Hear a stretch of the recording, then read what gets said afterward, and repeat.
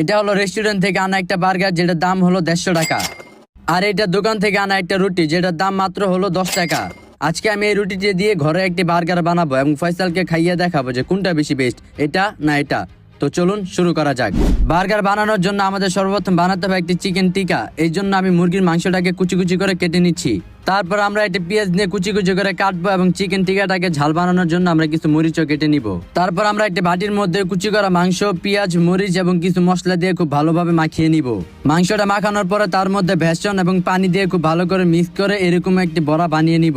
তারপর চুলাটা জ্বালিয়ে ফ্রাই প্যানটা চুলার মধ্যে বসিয়ে তেল ঢেলে দিব গরম করার জন্য।